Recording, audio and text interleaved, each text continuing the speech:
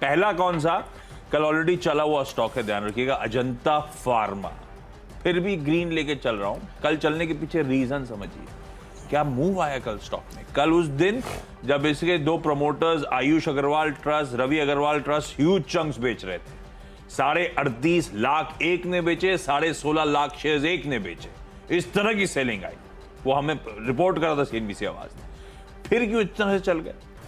Beautifully consume हुआ है, लोगों ने मतलब हाथों हाथ लिया उस लार्ज ट्रेड में। वो प्लेयर्स जो सामने आए नाम, कौन जो एफआईडीआई के आंकड़े कल पॉजिटिव हुए हैं, लार्जली अजंता फार्मा के ट्रांजैक्शन के चलते।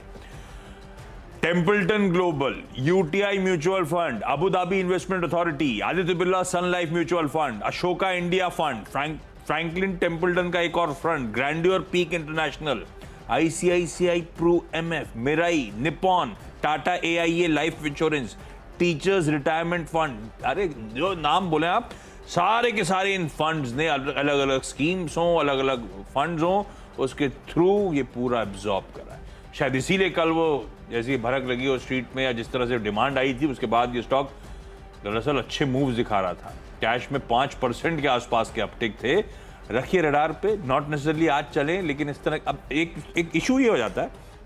पहला ऑब्वियस लॉजिक है कि इस तरह के फंड्स हाथों हाथ ले रहे हैं, इतने सारे एफआईएस डीआईएस ने सबने एक्यूमुलेट कर लिया प्रमोटर की सेलिंग पे, तो हमारे रिटेल के लिए इजी वे आउट है कि यह सबको पसंद आ रहा है इतने बड़े फंड्स को, यह एंट्री पॉइंट।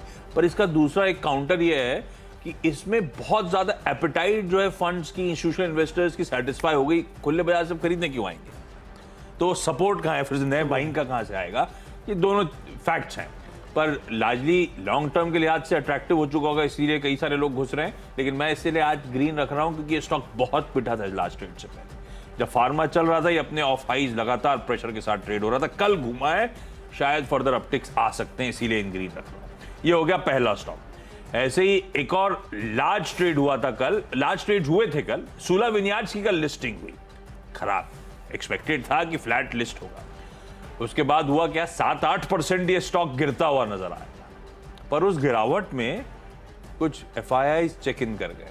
जो कल एफआईआई की बाइंग का नंबर आया ना, ये सब रीजंस हैं। 1000 रुपए की एफआईआई की बाइंग नेट आई थी। गोल्डमैन सैक्स ने कल ऑलमोस्ट 7 लाख शेयर्स खुले बाजार से स्टॉक के खरीद लिए। ऐसे ही जुपिटर इंडिया फंड ने 6.25 लाख शेयर्स खुले बाजार से स्टॉक के खरीदे।